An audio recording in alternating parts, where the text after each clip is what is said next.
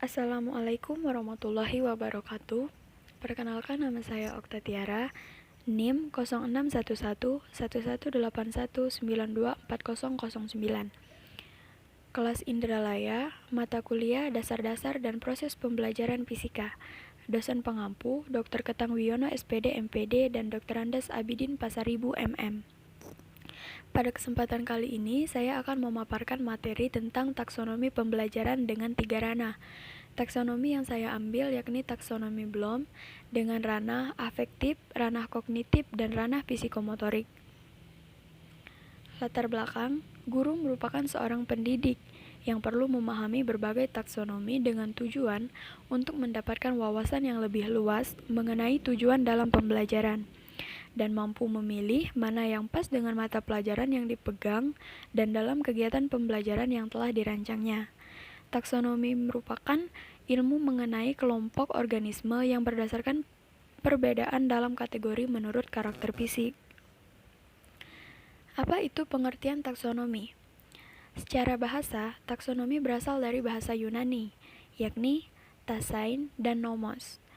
Tasein berarti untuk mengelompokkan dan nomos berarti aturan.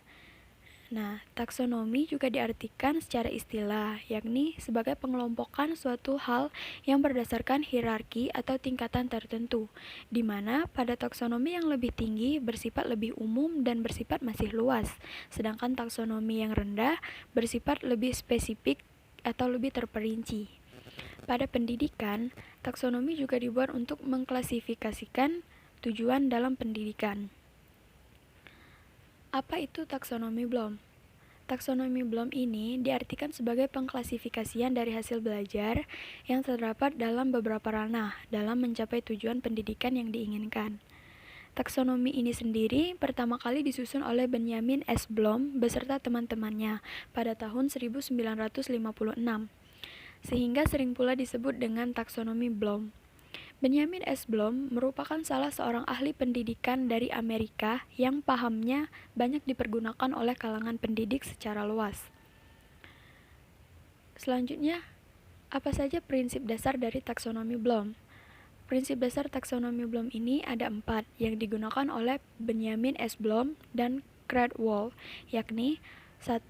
Prinsip metodologis, di mana terlihat perbedaan yang besar telah merefleksi kepada cara-cara guru dalam mengajar.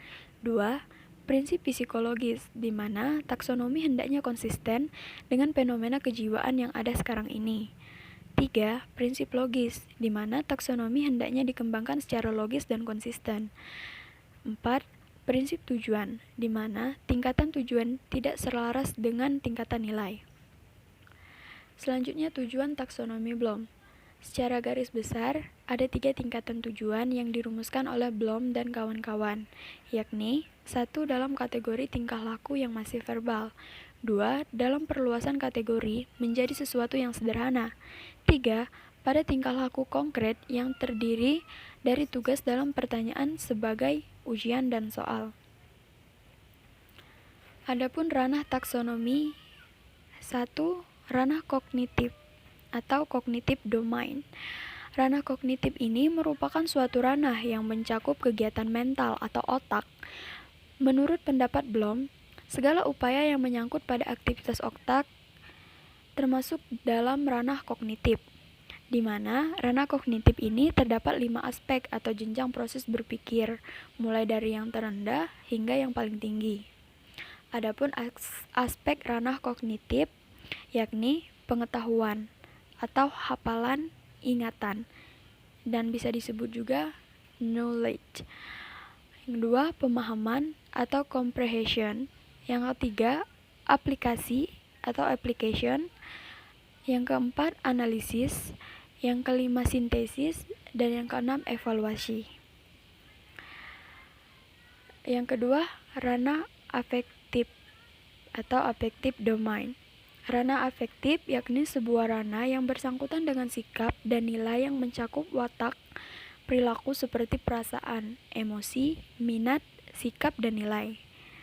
Hal-hal yang mendasari yakni penerimaan, sambutan, penilaian, pengorganisasian, dan karakterisasi. Yang ketiga, ranah psikomotorik atau psikomotor domain. Ranah psikomotor berhubungan erat dengan kerja otot sehingga dapat menyebabkan geraknya tubuh atau bagian-bagiannya. Secara mendasar perlu juga dibedakan antara dua hal, yakni keterampilan atau skills dan kemampuan atau abilities. Pada ranah ini tidak dibuat oleh Benjamin S. Bloom, akan tetapi dibuat oleh ahli lainnya dan berdasarkan domain yang dibuat oleh Bloom, yakni yang pertama perception atau persepsi, kedua kesiapan, yang ketiga respon terpimpin, yang keempat mekanisme, yang kelima respon tampak yang kompleks, yang keenam adaptasi atau penyesuaian, yang ketujuh penciptaan. Setelah saya memaparkan materi, dapat ditarik kesimpulan. Secara bahasa, taksonomi berasal dari bahasa Yunani, yakni thesin dan nomos. Thesin berarti mengelompokkan dan nomos berarti aturan. Taksonomi juga diartikan secara istilah, yakni sebagai pengelompokan suatu hal yang berdasarkan hierarki atau tingkatan tertentu. Taksonomi belum bertujuan untuk pembelajaran dengan harapan agar enggan adanya taksonomi Bloom ini pada pendidikan mampu mengetahui secara jelas apakah tujuan pembelajaran itu bersifat kognitif, afektif, atau psikomotorik. Taksonomi dapat diartikan sebagai klarifikasi dari suatu prinsip yang mendasar pada klarifikasi itu sendiri. Semua benda yang bergerak, diam, tempat atau kejadian sampai dengan kemampuan berpikir yang dapat diklarifikasikan sesuai dengan beberapa skema pada taksonomi. Ada 3 ranah atau domain pada taksonomi Bloom ini, yakni ranah kognitif yang berkaitan dengan penalaran atau pemikiran, ranah afektif yang berkaitan dengan afeksi atau rasa, dan ranah fisikomotorik yang berkaitan dengan gerak jasmani dan jiwani. Sekian pemaparan dari saya. Apabila ada salah kata, saya mohon maaf. Wassalamualaikum warahmatullahi wabarakatuh.